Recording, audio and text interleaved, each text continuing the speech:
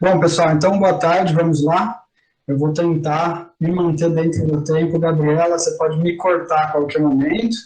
É, a ideia do curso, né, é que as perguntas fiquem para o final, mas tudo bem se vocês tiverem alguma questão durante a apresentação, só que aí eu vou cobrar meus minutinhos durante a apresentação. Brincadeira. Bom, vamos lá então. Essa aula aliás, a qualquer momento, se a conexão estiver ruim e tal, me parem, tá? Liguem o microfone e me avisem, porque eu só vejo a minha tela do PowerPoint aqui. Bom, então, esse é o tema dessa aula. Nós vamos começar agora o bloco de biodiversidade. E eu tenho essa missão de analisar o que tem sido chamado de crise da biodiversidade. Né? Eu, particularmente, acho que nós ficamos de nos apresentar durante nossas próprias aulas, né? Então, eu sou o Matias, eu sou do IB, do Departamento de Biologia Animal, e eu estudo principalmente extinções biológicas, seja em escala de milhões de anos ou mais recente. Tá? Então, por isso, essa apresentação hoje ela vai ter um pouco de uma perspectiva temporal que talvez vocês não estejam acostumados a pensar, né, em escalas de milhares e milhões de anos. Bom, e vamos lá. Então, antes de mais nada, eu queria formalmente definir o que é biodiversidade. Isso é uma palavrinha que a gente fala, ouve, lê o tempo todo, mas na maior parte das vezes a gente talvez não tenha muita certeza do que nós estamos falando, ou de qual aspecto da biodiversidade nós estamos falando. Eu digo isso porque o termo biodiversidade, como ele é formalmente definido, ele se refere à variedade, mas a variedade em diferentes níveis de organização biológica. Nós podemos pensar na variedade que existe dentro de uma espécie, por exemplo, a variedade ou fenotípica ou genotípica, a genética entre as populações, e nós estamos pensando em biodiversidade. Ou nós estamos falando da biodiversidade que existe em termos do número de espécies, da quantidade de espécies diferentes que existe no local, de como essas espécies são diferentes morfologicamente, fisiologicamente, funcionalmente, isso também são formas de acessar a biodiversidade. E nós podemos pensar na biodiversidade que é representada pelos diferentes ecossistemas que existem no planeta, em uma região. Então, todas essas diferentes maneiras e níveis de organização, eles podem ser representados e ser quantificados em termos de biodiversidade. Né? Aqui, nessa aula, nós vamos falar muito mais sobre a biodiversidade em termos do número de espécies, porque essa, naturalmente, é a forma mais comum de se pensar na biodiversidade. Mas tudo que eu falar aqui vale também, não exatamente tudo, mas boa parte do que eu falar aqui vale também para questões relacionadas à diversidade genética, à diversidade de ecossistemas, e quando eu lembrar, eu vou comentar isso também. Bom, mas se nós pensarmos em toda essa biodiversidade que eu apresentei aqui, todos esses organismos que vocês conseguem ou ver em loco, né? Quando vocês vão no local, ou quando vocês veem, assistem aí alguns documentários, veem fotografias, eles representam uma pequena parte muito ínfima de toda a diversidade que já existiu na Terra. Né? Nós vivemos aqui nesse período Holoceno, então aqui a gente está, essa representação é uma tentativa de mostrar quanto de diversidade já existiu nos diferentes períodos de mudança na Terra. Nós estamos falando de centenas de milhões de anos. Né? A vida, se estima que a vida existe na Terra há pelo menos 3,5 bilhões de anos. Então, é um período, né, levando em consideração todo esse período gigantesco, nós tivemos uma diversidade muito grande, e o que nós conhecemos da diversidade do presente é só uma pequena fatia, né, do que já existiu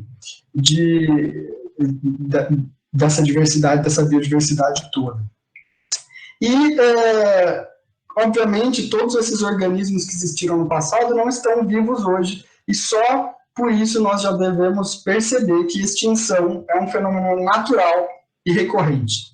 Então, essa talvez seja uma das mensagens importantes dessa aula, é que extinção é um fenômeno natural e recorrente. Se nós pensássemos em todas as espécies que já existiram, né, nós poderíamos confortavelmente dizer que mais de 95%, tem alguns autores que sugerem 99%, de todas as espécies que já existiram se extinguiram. E hoje nós temos um certo conjunto de espécies e se nós temos alguma certeza que elas vão se extinguir no futuro. Então, essa representação aqui, que é uma representação bem simplificada ainda do que seria uma árvore da vida completa, né? Isso mostra uma árvore evolutiva, onde aqui no centro nós teríamos o passado, e onde que você vai para a periferia, em descendente, você tem o presente. Né? E o que me chama muito a atenção nessa representação é que se nós contássemos o número de ramos dessa árvore evolutiva que terminaram antes do presente, você vai ter muitos mais ramos que terminaram antes do presente do que ramos que chegaram até o presente. Esses raminhos que terminaram no passado estão representando linhagens evolutivas que se extinguiram. Né?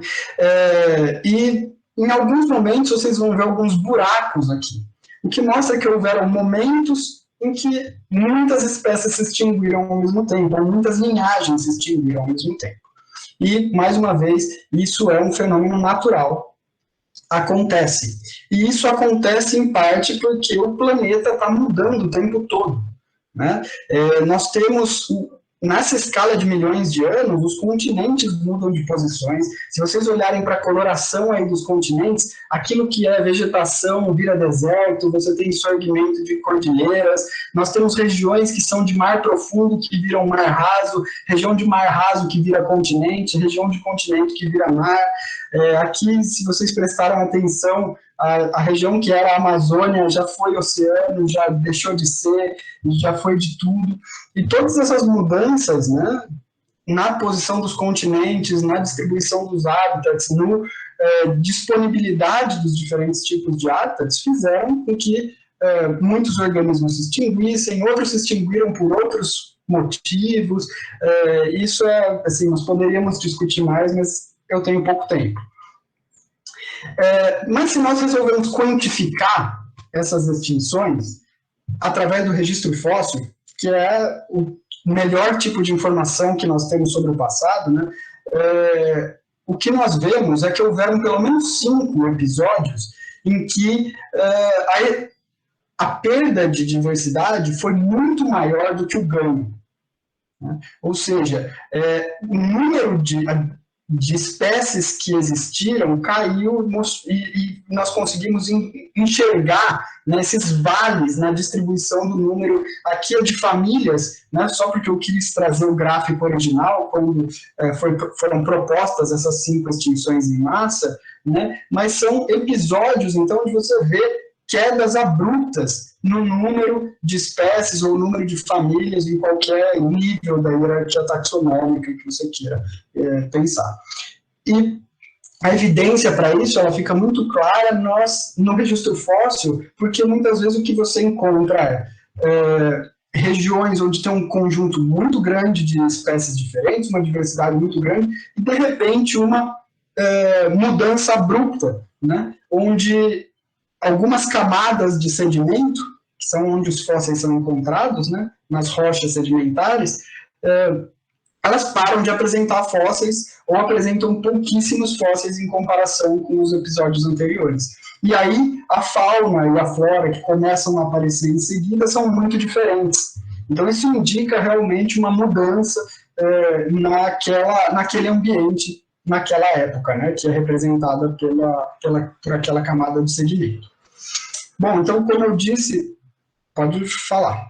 Professor, desculpa atrapalhar. Tem alunos pedindo para você passar de novo aquela animação. Tem como? Posso passar. E qual que é a fonte da animação? Eu posso passar o link também. roubei o vídeo do YouTube com a melhor das intenções. Obrigada. De nada. Professor, licença, rapidinho. Pode perguntar. Aqui é o Danilo. Na verdade, não é uma pergunta, mas eu vou procurar no meu computador. Eu tenho um site que ele tem várias dessas animações, que provavelmente esse vídeo do YouTube foi gerado a partir desse site. Então, eu vou procurar aqui e mando para vocês aqui no chat, tá, pessoal? Daí, quem tiver interesse, já salva o link, tá? Legal, muito obrigado, Danilo. Então, depois eu posso passar o vídeo, vocês podem ficar observando e tentando mapear onde está cada continente ali, as mudanças. Mas é bem interessante, né, as evidências que nós temos para essas mudanças são muito fortes, né, vêm das características geológicas e dos fósseis também, né, às vezes nós encontramos o fóssil daqui, dessa região com essa região, então esses continentes vão ser mais próximos. Então, é com isso que são feitas essas reconstruções dos paleocontinentes e a paleolocalização, né, a localização do passado. Né? Imaginem que as coordenadas geográficas foram mudando, né, das regiões. Bom, mas voltando aqui, então, o que...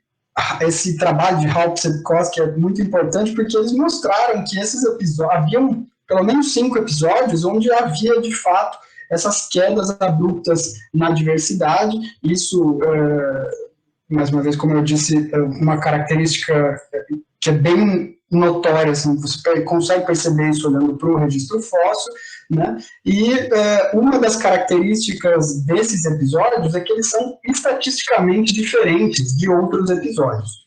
Então, se nós olharmos nesse gráfico aqui, nós temos o porcentagem de extinções, e aí você observando aqui, isso é em nível de família, tá? Mas, e as extinções são menores no nível de família do que no nível de espécies, mas uma das maneiras que nós categorizamos as extinções em massa é que elas representam uma perda de 75%, no mínimo 75% da diversidade, né, em um intervalo pequeno de tempo. Lembrando que aqui nós estamos falando de tempo geológico, então intervalo pequeno são milhões de anos. Eu já vou mostrar um pouco mais de cada um desses eventos de extinção. Então, esses eventos de extinção eles delimitam alguns dos períodos geológicos. Então nós temos aqui sempre a extinção do fim do Ordoviciano, fim do Devoniano, fim do Permiano, fim do Triássico, fim do Cretácico. Vocês não precisam guardar esse nome de maneira alguma, mas o que eu queria chamar a atenção aqui é que nós temos esses momentos aqui onde a extinção foi alta no nível de família, mas esses 5 momentos, eles se destacam pela taxa de extinção. Eles têm taxa de extinção muito alta, ou seja, número de espécies extintas por unidade de tempo, velocidade de extinção. Mas, como esse gráfico mostra, sempre há extinção, sempre há um nível basal de extinção. E esse nível basal de extinção, quando você tem uma mudança muito grande em relação ao nível basal, é que nós sabemos que existe algum episódio de extinção em massa. Bom, só para a gente ter aqui alguns bichinhos e plantinhas e organismos diferentes aparecendo, né? Esses eram os mares do Ordoviciano, eram mais ou menos assim, nós não tínhamos vida em terra nessa época, e o que aconteceu foi que 70% a 80% das espécies se foram em 3 milhões de anos. Então, como eu disse, episódios rápidos, né, mas é rápido em escala geológica, 3 milhões de anos que durou esse episódio. Então, a extinção do Devoniano, que é um período onde a fauna e a flora terrestre já estavam se estabelecendo, você já tinha vegetação mais algo parecido com florestas, ainda que não eram as plantas, eram plantas muito diferentes das que a gente tem hoje, não eram as angiospermas, gimnospermas, né? E nesse período, entre 70% e 80% das espécies se extinguiram em um período de 3 a 30 milhões de anos. Essa é a extinção que pode ter durado mais tempo, episódio de extinção em massa que pode ter durado mais tempo.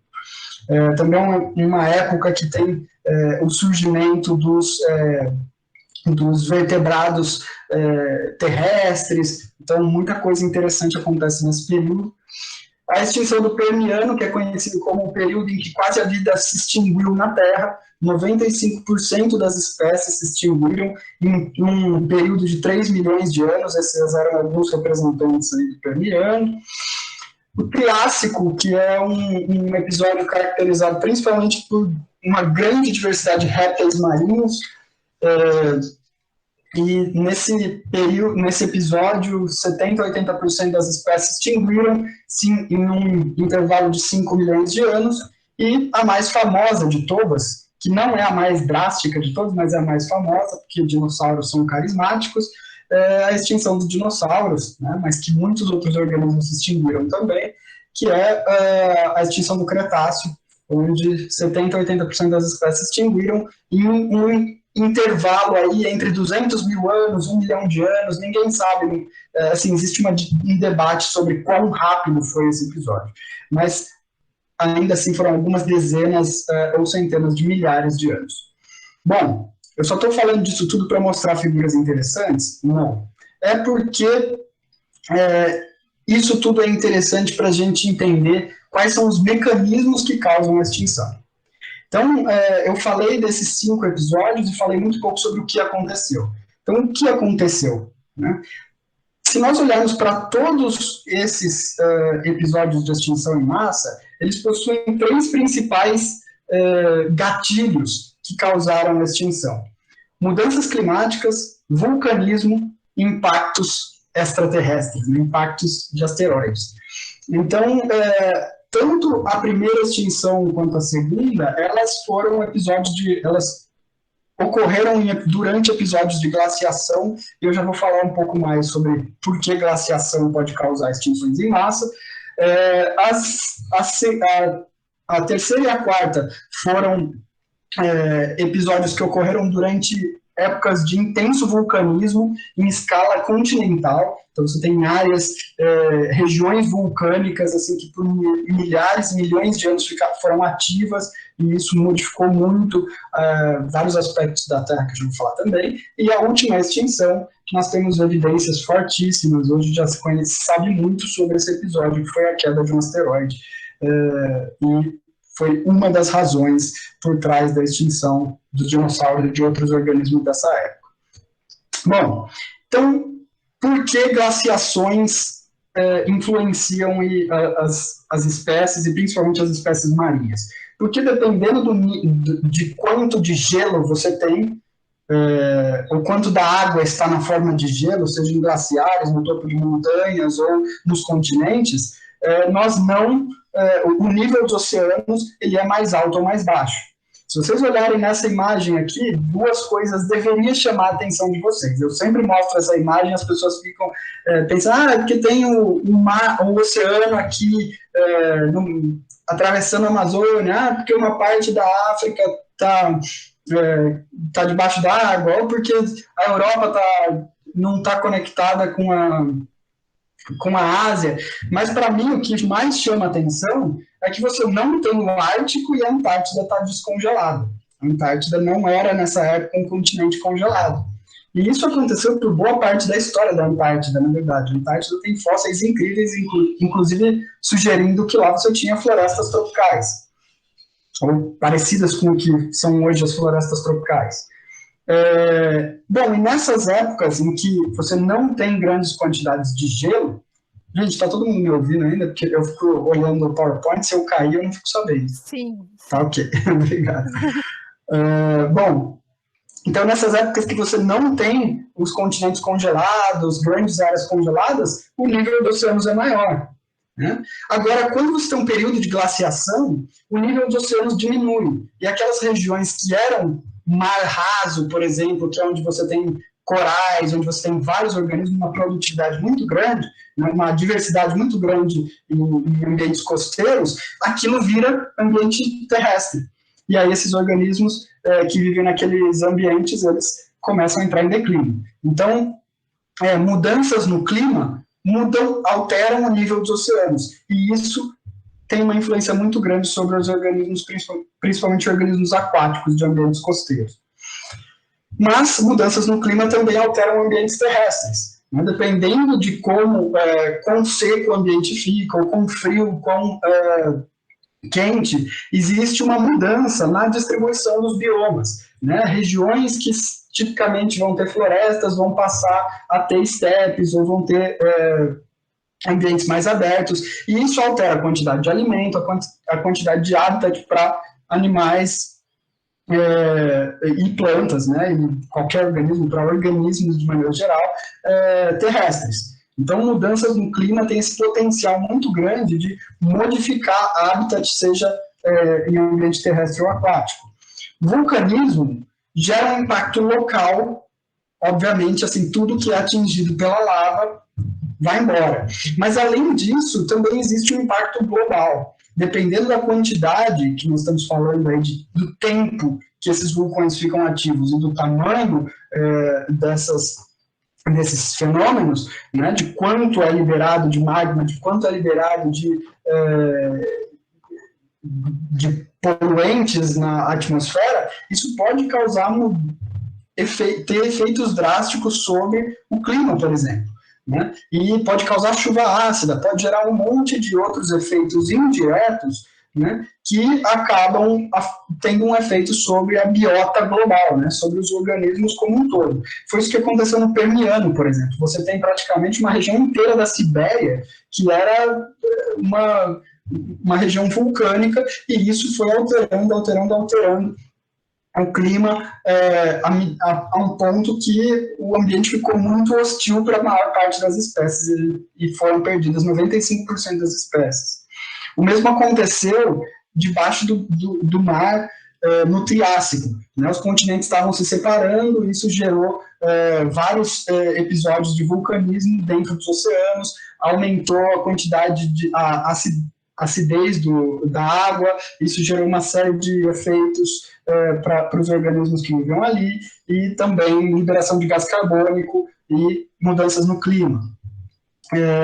E impactos de asteroides, obviamente, têm o potencial para causar destruição em massa, né? Você tem um impacto local, né? Nós sabemos hoje que o asteroide responsável pela extinção do Cretáceo ele caiu na região que hoje é o México, né? Mas se estima que isso tenha gerado, por exemplo, eventos sísmicos, tsunamis, que varreram o planeta inteiro.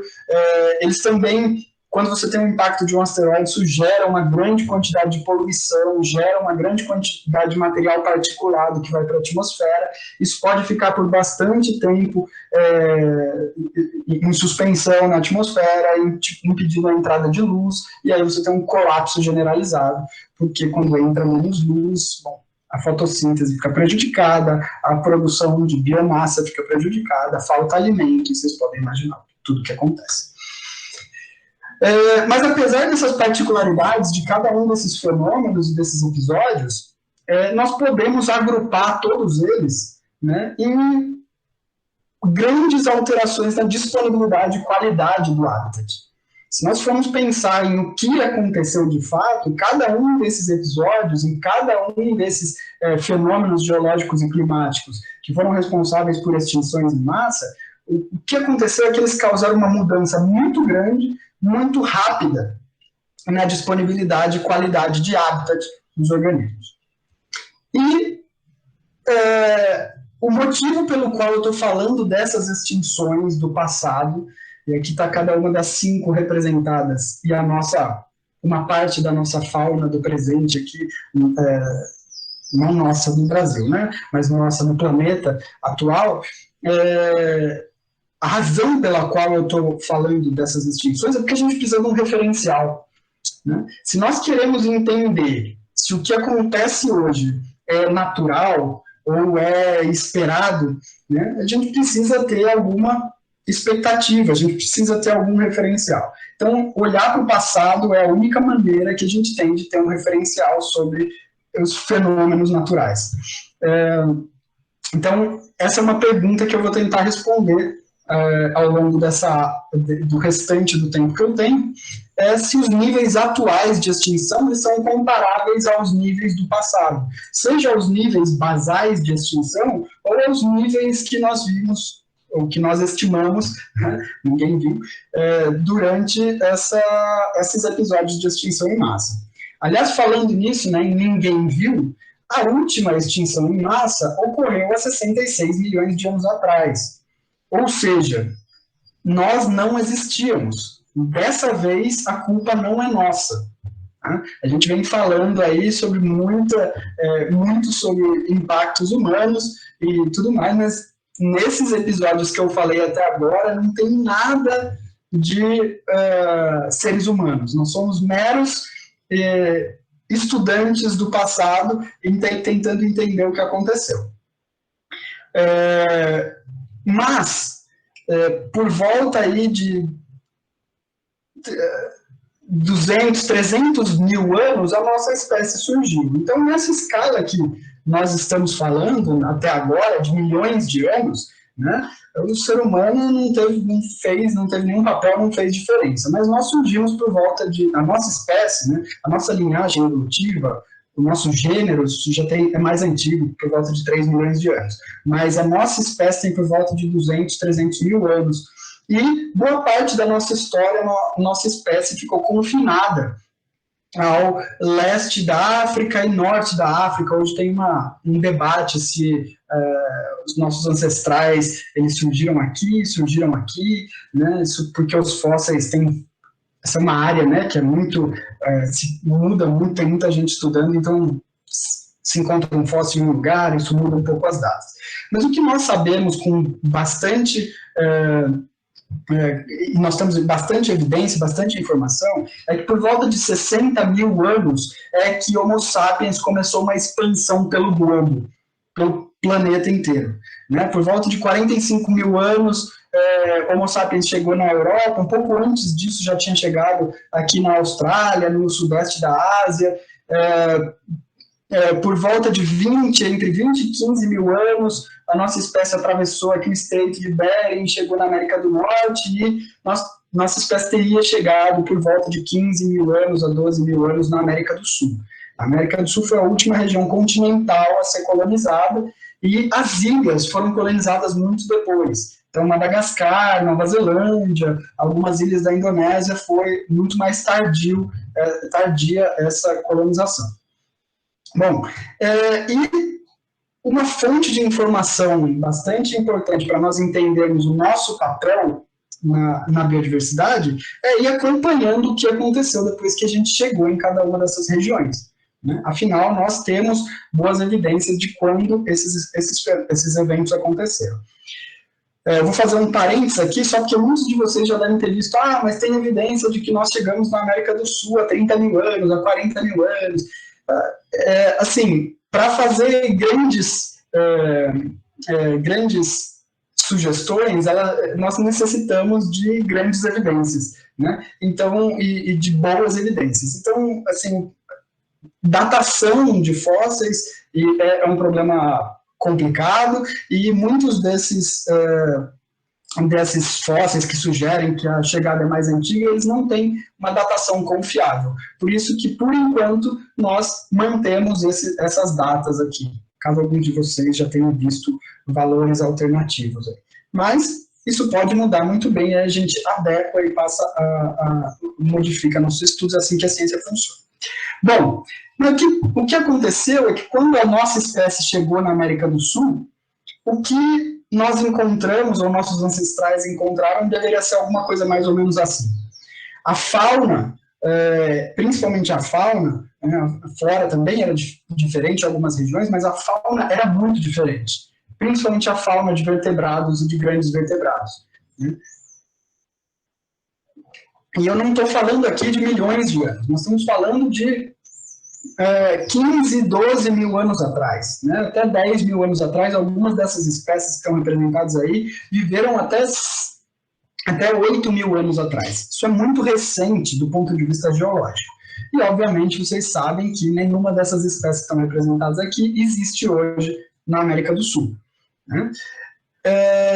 E esse foi um fenômeno global que ocorreu mais ou menos entre 60 e 11 mil anos atrás. Nós tínhamos uma diversidade muito grande de grandes vertebrados, principalmente de grandes mamíferos, e aqui estão representados algumas espécies em cada um dos continentes, e o que sobrou foi isso, né?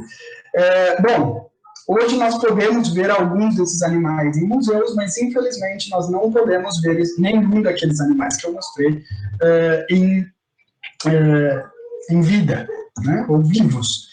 E uma das possíveis razões para isso é que esse período de 60 a 10 mil anos atrás foi um período de mudanças climáticas intenso. Na verdade,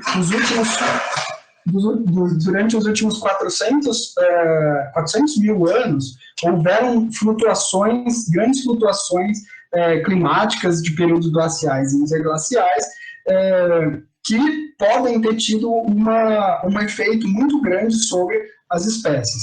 Mas, um evento em particular, um fenômeno em particular que aconteceu durante esses últimos 60 mil anos, foi a chegada do ser humano nos diferentes continentes, nas ilhas, né? E nós temos um grande conjunto de evidências de que seres humanos interagiam com esses grandes animais. Nós temos evidências das flechas, dos materiais de caça, nós temos as representações rupestres, nós temos fósseis com marcas de utilização por humanos, e tudo isso indica que nós, de fato, interagimos com essas espécies no passado, e possivelmente tivemos alguma influência na sua extinção. Na verdade, quando nós olhamos para o tempo em que as coisas aconteceram, né, é muito curioso a congruência temporal que existe entre a chegada dos seres humanos e a extinção dos grandes animais. Então, os seres humanos chegam a 50 mil anos na Austrália, por volta de 45 mil anos não tem mais nenhum grande mamífero na Austrália. Os seres humanos chegam a 20 mil anos na América do Norte, 15 mil anos, você já não tem mais nenhum grande mamífero, não tem boa parte dos grandes mamíferos da América do Norte. Na América do Sul é a mesma coisa, e nas ilhas, que foram colonizadas bem mais tarde, acontece a mesma coisa. Logo depois que os seres humanos colonizam as ilhas, é que você vê uma grande queda na diversidade de grandes animais. Esse é um trabalho desse ano, onde foram utilizados assim, os métodos mais modernos para quantificação de extinção a partir de fósseis, e o que esses estudos sugerem é que em todos os continentes o que nós vemos é que o fator que melhor explica aumentos na taxa de extinção é a chegada ou o aumento da densidade de populações humanas. Esse estudo, inclusive, sugere que em algumas regiões o aumento da taxa de extinção, ou seja, da velocidade com que as espécies se extinguiam, foi de 30 vezes a 3.000 vezes. Então, assim, esses são os melhores métodos que nós temos hoje. Pode ser que as coisas mudem no futuro, mas tem muita gente estudando isso e com grande frequência as respostas e os resultados são convergentes de que a chegada dos seres humanos aumenta a taxa de extinção. E isso, lembrando... Pode falar? Matias. Pode falar, Maria, depois eu pergunto. Pode. Desculpa, obrigada. Uhum. Eu não sei se eu perdi a informação, na verdade, se você falou, mas a extinção dos grandes mamíferos, tem algo que indique o porquê que na África não aconteceu isso e aconteceu isso em todos os outros lugares? Você ia fazer uma pergunta também, Gabriela? Tem a ver? Eu só ia perguntar desses gráficos, o que são as linhas vermelhas, rosas e essa cinza em cima. Sim, tá. Então, aqui eu vou responder isso antes e depois eu respondo a outra pergunta. Então, aqui nós temos riqueza de espécies e aqui nós temos taxa de extinção, tá? Magnitude do aumento na taxa de extinção, isso está em escala log, então um aumento pequeno aqui, na verdade, quer dizer um aumento muito grande. Essa barrinha verde demarca o ponto de chegada, né, no tempo dos seres humanos, e aqui embaixo, infelizmente o gráfico não tem as escalas, mas é só porque está escalonado, né, mas então aqui é tempo, tá? Embaixo, no eixo X, que não está representado os valores. Isso é do trabalho. Bom, então, o que a gente vê aqui é que em algumas regiões você tem o que é rosa e o que é vermelho estão indicando diferentes modelos de extinção. Tá? Então, só são diferentes formas de quantificar a extinção. Tá? Então, depende se você considera um certo conjunto de fósseis em uma certa região, você tem essa resposta na Austrália, que é um dos continentes mais polêmicos, e de acordo com outra forma de quantificar, você tem esse aumento. Então, isso que são representados nesses gráficos. Tá? Okay. As linhas escuras são riqueza de espécies, só mostrando quantas espécies tinham e quantas espécies passou a ter. O Caribe é terrível. Bom, respondendo a pergunta, sobre a África, na verdade, o que acontece na África, existem eventos de extinção grandes na África também, mas é curioso que eles ocorrem por volta de 2 milhões de anos atrás, e não nessa época. E essa é mais uma das evidências de que os seres humanos podem ter tido um papel muito relevante, porque 2 milhões de anos é mais ou menos quando nós começamos a ter espécies do gênero Homo que tem uma cultura de caça e de caça em grupo mais desenvolvida. Então é curioso que justamente no único continente onde os seres humanos já estavam presentes há muito tempo, você tem extinções que foram mais antigas e não tão tardias quanto nos outros continentes. Né? Saiu um trabalho esse ano sobre isso também, sugerindo que aumento do tamanho do cérebro em hominídeos está relacionado com as extinções na África. Então, talvez esse seja também um indício mais apontando na mesma direção que seres humanos tiveram um papelzinho, sim, nas extinções da África. Elas só ocorreram em outro momento no tempo. Vou seguindo, qualquer coisa vocês me param.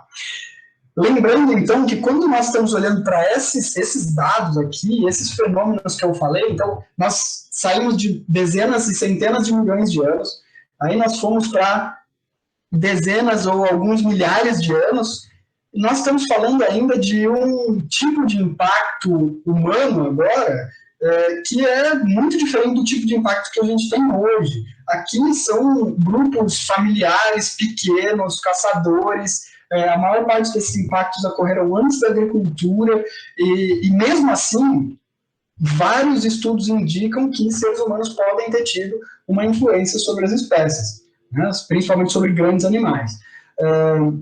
Agora, o nosso impacto grande mesmo, em grande escala, começa a ocorrer, obviamente, a partir do momento que a nossa população atinge bilhões e nós temos agricultura e industrialização em larga escala. E, de fato, nós vemos uma aceleração nas taxas de extinção desde a Revolução Industrial. Né?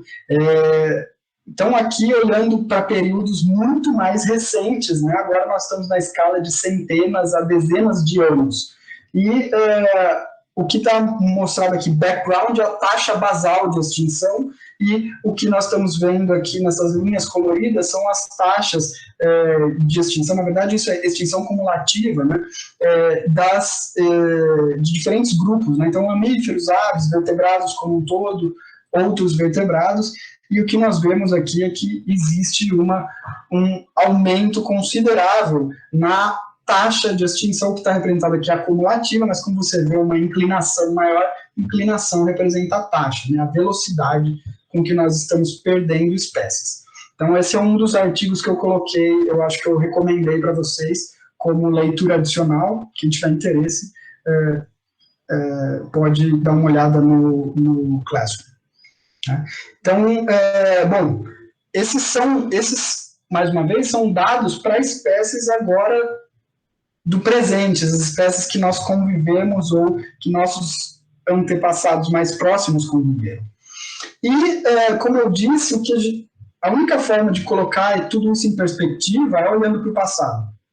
Então, esse trabalho que eu estou mostrando aqui, essa figura de um trabalho muito influente, que saiu em 2011, onde os autores eles tentaram quantificar a extinção atual, as extinções atuais, e comparar as extinções atuais, quantitativamente, com as extinções do passado. Então, como eu disse para vocês, existe um limite, né, estatístico, aí, que a gente vê estatisticamente diferente do restante das extinções, que são essas 5 extinções em massa, representadas aqui pelos fóssilzinhos, né? E esse limite é de 75% de espécies extintas, ou de diversidade perdida.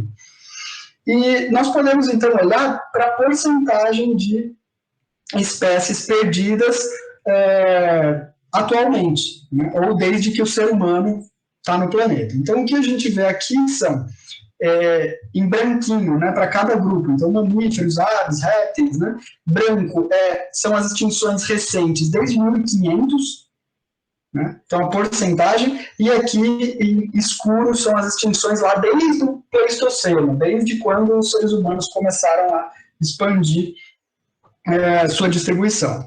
Então, se nós considerarmos desde o Pleistoceno, são 22% de mamíferos perdidos. Mas se nós considerarmos só mais recente, né, desde 1500, é 1%. Então, para a maioria dos grupos, aqui é 1% ou menos de 1% nos tempos mais recentes, e aqui, só para alguns grupos, né, alguns moluscos e as cicas, que são aquelas plantas que são usadas como planta ornamental, às vezes, elas passaram por uma extinção muito grande recentemente, mas a maioria dos grupos aqui não passa de 30% de extinção. Então, nós podemos olhar isso com bons olhos, né? Olha, nós estamos bem distantes daquele limite de 75%. Tá, qual o problema disso? Esse eu quero que alguém responda.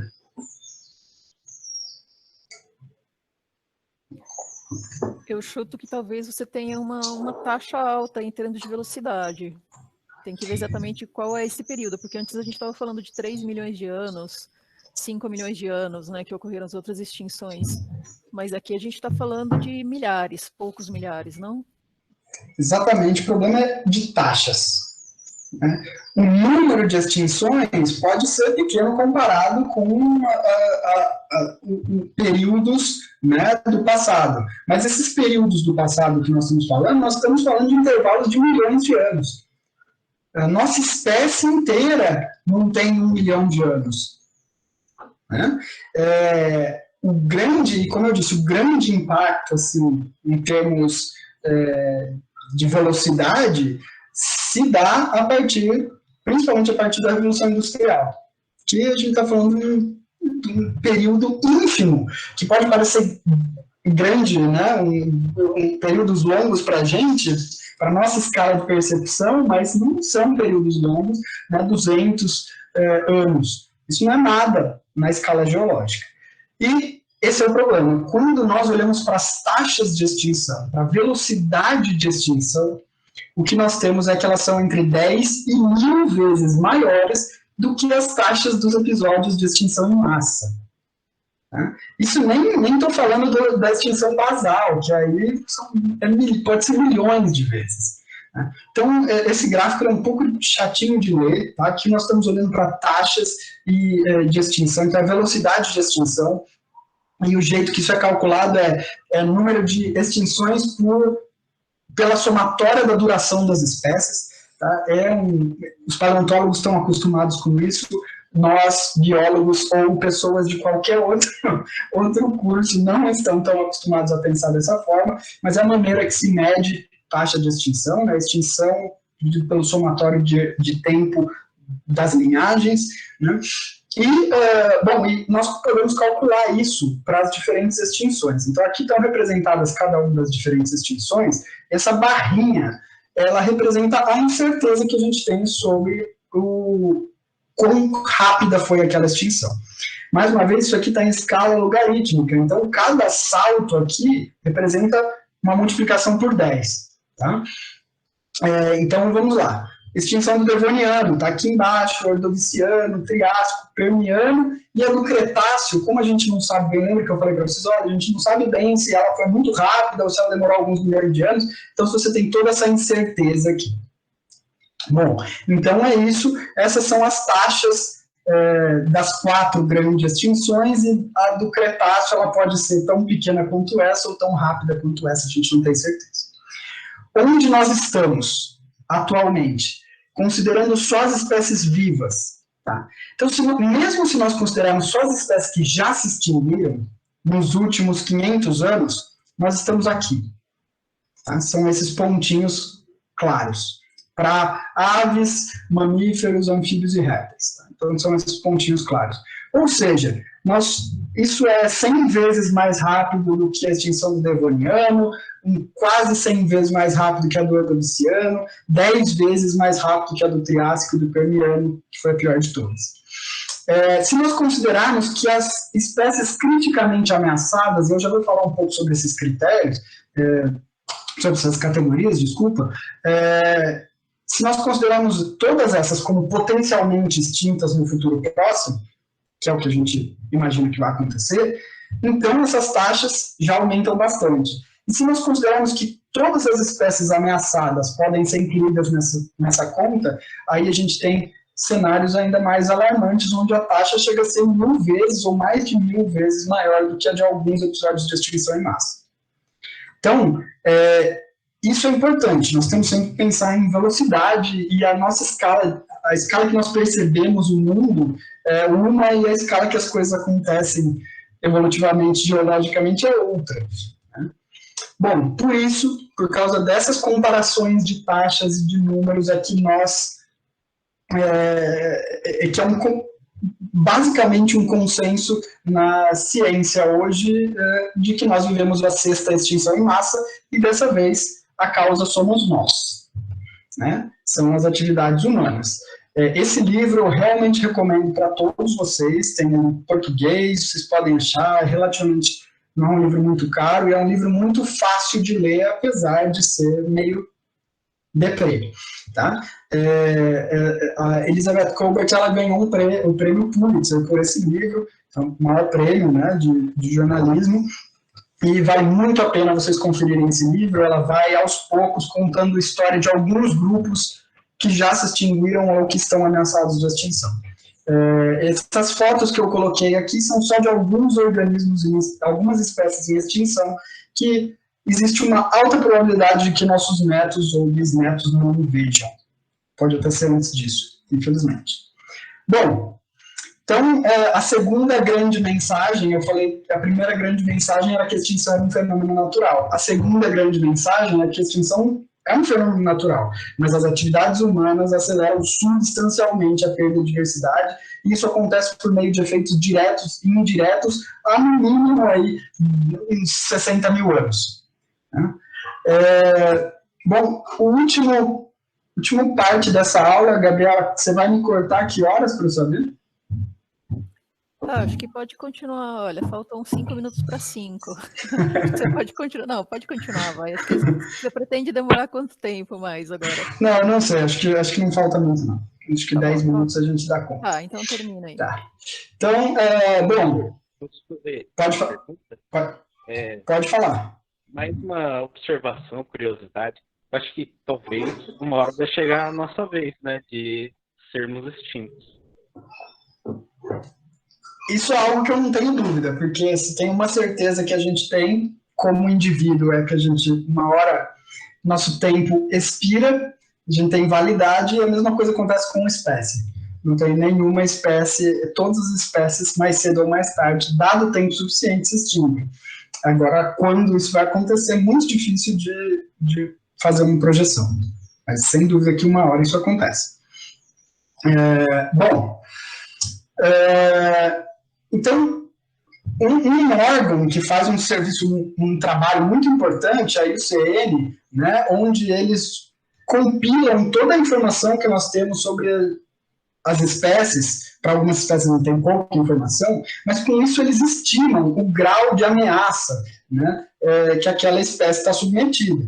E aí você tem essas categorias que eu mostrei ali atrás, né, ameaçado, criticamente ameaçado, extinto na natureza. Com base nesses relatórios e nessas avaliações da IUCN é que nós sabemos, e elas contam com um grande número de especialistas em cada grupo que vão avaliar se a população está aumentando, está diminuindo, se os organismos vivem em áreas muito pequenininhas ou vivem em áreas muito grandes. Tudo isso é levado em consideração para categorizar as espécies nessas diferentes categorias. Bom, o que a gente sabe a partir disso é que a proporção de espécies ameaçadas é bastante alta em todos os grupos. Praticamente 1/4 dos mamíferos estão ameaçados de extinção, quase metade dos anfíbios estão ameaçados de extinção, e aí 13% de todas as aves estão ameaçadas de extinção. O que quer dizer estar ameaçado de extinção? Quer dizer que a população está diminuindo, quer dizer que elas estão submetidas a várias ameaças, seja por fatores humanos ou indiretamente, diretos ou indiretos. Bom, acabou de sair também uma análise, né, sobre as plantas, o status das plantas, porque afinal eu venho falando bastante de mamíferos aqui, de aves, mas não falei muito das plantas, mas acaba de sair. Essa semana teve um workshop muito interessante sobre o status, né, das plantas, e o que eles concluíram é que por volta de 40% das plantas estão ameaçadas de extinção. E eu também falei muito pouco sobre invertebrados, e isso é um viés meu, que trabalho mais com vertebrados, mas existem vários estudos mostrando que insetos também estão em declínio. Talvez a Cris fale um pouco mais sobre isso, sobre polinização, crise da polinização, não sei se ela vai falar, mas nós temos estudos mostrando que, olha, não é bem assim, nem todos os insetos estão em declínio, mas o último trabalho que saiu esse ano mostram que insetos terrestres estão muito ameaçados e diminuindo bastante, mas insetos aquáticos parece que estão aumentando. E aí tem toda uma discussão de porquê, é bastante interessante.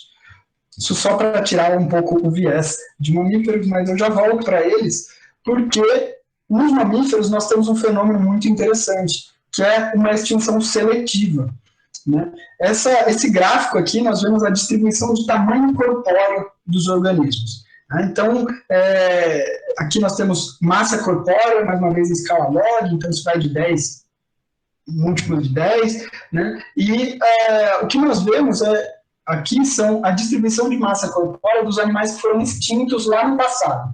Pleistoceno, né, a época anterior a essa, né? Pleistoceno, Holoceno, ou antropoceno, para manter o nome da disciplina. Mas, então, o que nós vemos aqui é que a média de massa corpórea dos organismos que foram extintos no passado era de 180 quilos.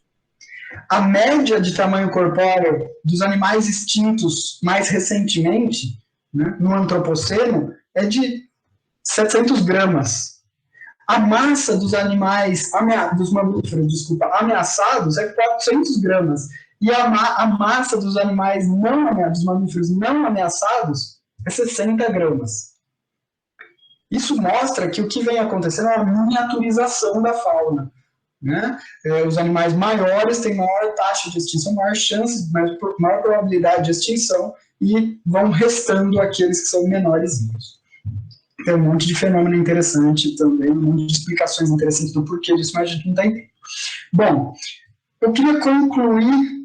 É mentira que eu vou concluir agora, mas assim, eu queria concluir a última parte da aula, é mais para a gente pensar na extinção que de fato importa para a gente. Porque o que importa para a gente não é se uma espécie se extingue globalmente, se não existe mais aquela espécie, é se ela se extingue na nossa cidade, né? Se ela se extingue no nosso estado.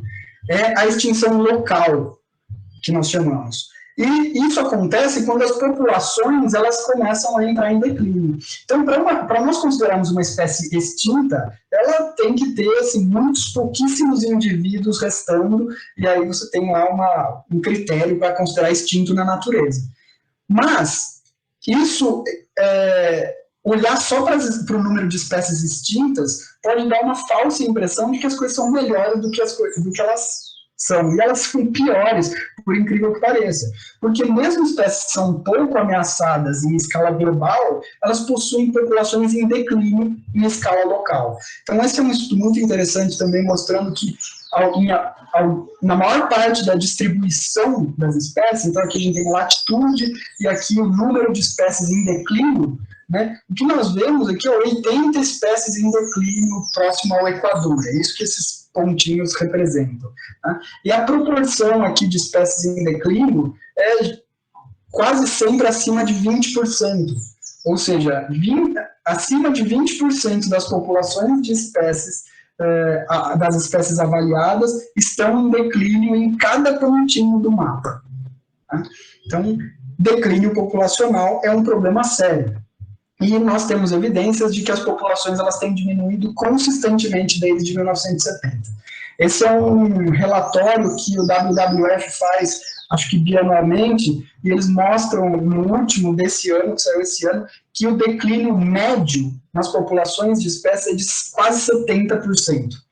Ou seja, o número de indivíduos daquelas espécies avaliadas, e foram avaliadas 4.000 espécies, 20.000 populações, em média o declínio é de quase 70%. As espécies que estão o pior cenário são das espécies de água doce, de vertebrados de água doce, né? Que tem até, esse número já está ultrapassado, são 84% de diminuição de população, ou seja, número de indivíduos. Então, a espécie até está lá, mas o número de indivíduos é muito pequenininho em comparação com o que existia no passado. Isso é bastante diferente nos continentes, mas a pior de todas é na América Latina, 94% de queda em média. Tá? E isso tem a ver com fatores históricos, socioeconômicos, desenvolvimento, a gente pode discutir isso em outra oportunidade. Outra informação importante que eu queria passar é que populações pequenas, elas são muito vulneráveis, e não só porque elas têm poucos indivíduos. É porque existe uma série de processos evolutivos e ecológicos que estão relacionados a populações pequenas que tornam elas mais e mais e mais vulneráveis. E isso é o que foi chamado de vórtice da extinção, o vórtice da extinção, que é quando uma população ela vai ficando pequena, ela vai sendo sujeita a vários e vários desses fenômenos que vão tornando ela mais e mais e mais propensa a se extinguir. Então, eu não vou falar sobre cada um deles, mas basicamente vocês podem imaginar que populações pequenas estão mais próximas do zero, então qualquer coisa que aconteça, um furacão, um incêndio, pode fazer com que elas se extingam. A variabilidade genética não pode ser grande, afinal você tem poucos indivíduos.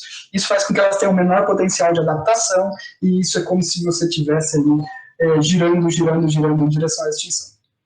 Bom, por que nós somos tão danosos assim?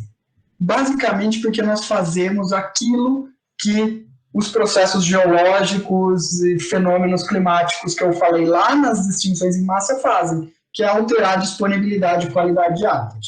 Nós alteramos a disponibilidade e qualidade do habitat, seja porque nós removemos o habitat completamente, como indicado aqui, seja porque nós poluímos o ar, a água e o solo. Né? E nós fazemos isso muito rápido. Né? E continuadamente. Né? Cada vez pior. Esse é o problema. Essa é uma análise do Living Planet, né, da WWF, eles também fazem uma categorização de quais são as piores ameaças para cada grupo de organismos, e sem dúvida que perda e degradação de habitat são o número 1. Aí o top 1, né, de maior ameaça à maior parte das espécies, depois vem sobreexploração, ou seja, já vou falar sobre isso, poluição, espécies invasoras e mudanças climáticas lá na frente, porque o efeito das mudanças climáticas ele é mais lento que o dos demais, não porque ele é menos importante. Bom, então, basicamente, o que a gente vem fazendo consistentemente é substituir isso aqui, que eu imagino que para vocês, para a maioria de vocês é incrível, por isso aqui.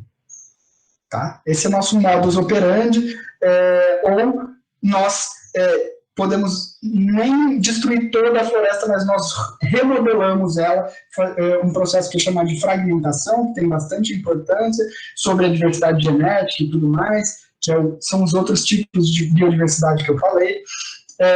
Esse é só um gráfico que vocês já devem ter visto de como tem sido o processo de desmatamento na Amazônia, mas a Amazônia ela é a última fronteira, assim, porque basicamente os habitats naturais já foram convertidos na maior parte da região habitável do planeta. Se nós olharmos aqui esse gráfico, esse também é do Living Planet Report, eles fizeram uma classificação, né, do estado que as diferentes regiões estão em termos de degradação, e basicamente nós temos a Amazônia, o deserto do Saara, o deserto do Outback, o deserto de Gobi e as regiões que são frias demais para fazer qualquer coisa.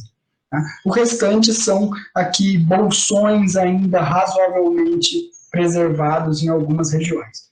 Mas é isso que sobrou. Então, essa é uma das razões pela qual o nosso impacto é tão grande. Nós alteramos muito o ambiente e quando nós não necessariamente destruímos o ambiente, nós vamos atrás dos organismos e usamos ele para alimentação, para troféu, para comércio, para ter um bichinho em casa, como foi comentado no início da aula, e tudo isso vai minando as populações, diminuindo as populações, fazendo com que as populações fiquem cada vez menores e mais próximas da extinção. Um outro ponto que eu queria ressaltar é que nós falamos muito sobre desmatamento, por exemplo, no dia a dia, nos jornais, isso aparece o tempo todo, e verificar desmatamento é relativamente fácil. Nós temos os satélites, eles conseguem mostrar, e olha, essa região está sendo desmatada. Você consegue em tempo real, quase, identificar desmatamento, né, em um dia. Agora, e a defaunação? E a perda de fauna? Isso é muito difícil. Você precisa que as pessoas vão até o local, estimem o tamanho das populações. É por isso que esse é considerado um processo silencioso de perda de fauna. É muito mais difícil de detectar e muitas vezes o que a gente tem é a floresta em pé, ou o ambiente qualquer que seja em pé, mas vazio em termos da fauna, né? Bom, a gente tem vários acordos globais para tentar lidar com esse problema, as metas de Aichi, talvez o Joly fale um pouco mais sobre isso na aula dele, mas basicamente é um acordo multilateral, né? Vários países concordaram e se comprometeram a tomar medidas para reduzir a perda de diversidade, e isso era de 2010 a 2020, então foi feita uma análise recentemente né, para verificar quantas dessas metas tinham sido atingidas e, infelizmente, nenhuma delas foi atingida. Ou seja, nós estabelecemos uma meta, tínhamos 10 anos para cumpri-las, nenhuma dessas metas foram atingidas. Alguns desses indicadores parecem ter uma tendência positiva.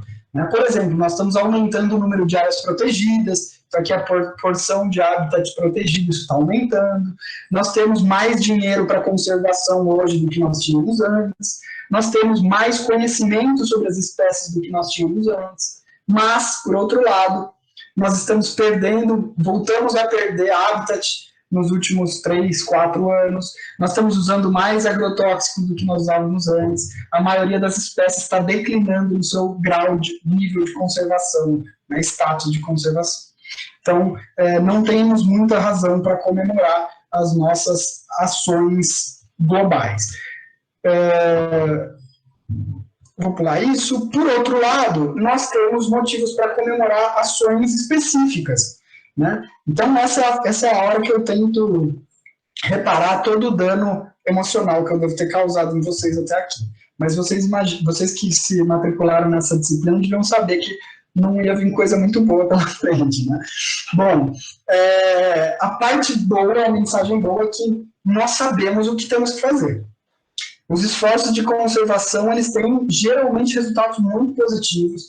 Nas últimas 2 décadas, nós impedimos a extinção de mais de 40 espécies. Tá? Algumas dessas, tem um estudo que saiu esse ano também, mostra que se nós não tivéssemos alguns programas de conservação, bom, todas essas espécies já teriam sido extintas, então tem vários representantes aqui de espécies ameaçadas, mas não só isso, né, muitas das espécies, as taxas de perda, elas seriam 3 vezes maiores do que elas são hoje, se não fossem os esforços de conservação.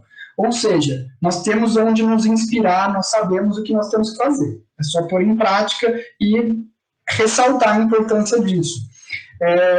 Saiu um estudo essa semana também que ressalta, de um grupo, inclusive o Strasbourg é brasileiro, e tem outros brasileiros no grupo, mostrando que quais são as áreas prioritárias para recuperar que poderiam resultar numa maximização dos benefícios para a biodiversidade e na sequestro de carbono, por exemplo, na mitigação das mudanças do clima. Então, nós sabemos por onde começar, nós sabemos o que temos que fazer. O desafio é implementar isso em larga escala. E nosso grande desafio, então, é achatar a curva. Só que aqui é outro tipo de curva, é achatar a curva da perda de diversidade, não tem nada a ver com Covid. Tem a ver só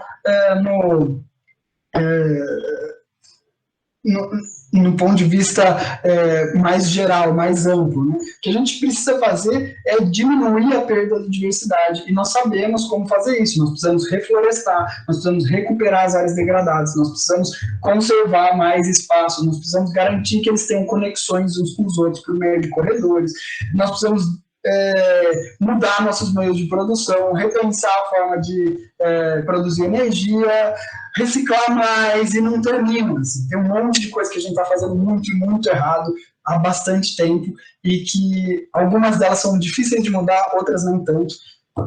Isso, chega.